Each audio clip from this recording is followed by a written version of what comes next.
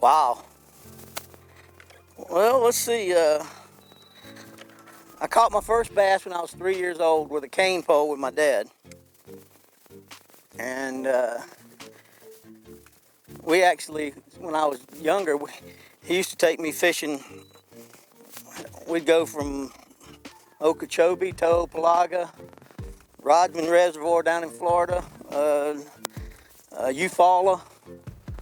And then when I was in high school, I played high school football and baseball. We went on and played in college, but all summer long and all the time we had this big creek behind our house that had small bass in it. It had creek chubs, had brim, and I'd be in there fishing about every day. Ended up half the football team and baseball team started fishing with me in the creek. And then my father we bought a place up at Lake Hartwell. And our first bass boat, and we were fishing Hartwell and Lanier since, I don't know, early 70s. And that's drop shotting. I got started with drop shotting. Our family's in the food business, and we were on a kiwi trip out in California, in Rodman's Reservoir. Not Rodman's, Lake Orville, and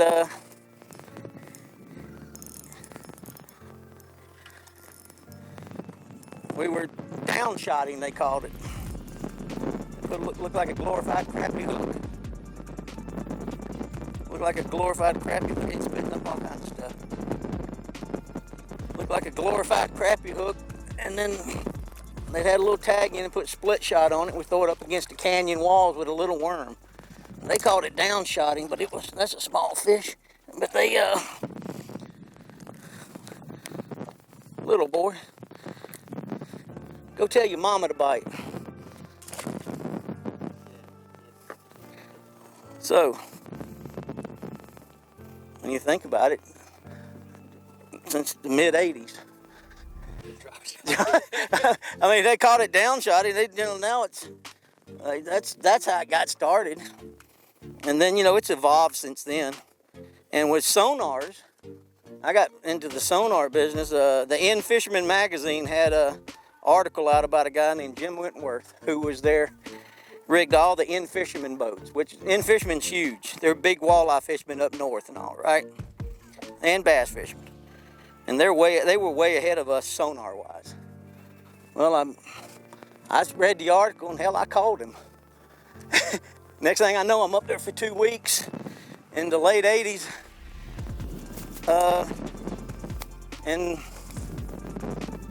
learned all about sonar, more about it. But that's when the LCDs and LCRs all started coming out. Before that, it was all flashers. I had 3-color flashers from Cytex. Everybody else was using Humminbird, just single color. I was using 3-color stuff. But that's how it got started. And then I started taking out a lot of pros and working with them on deep water fishing. And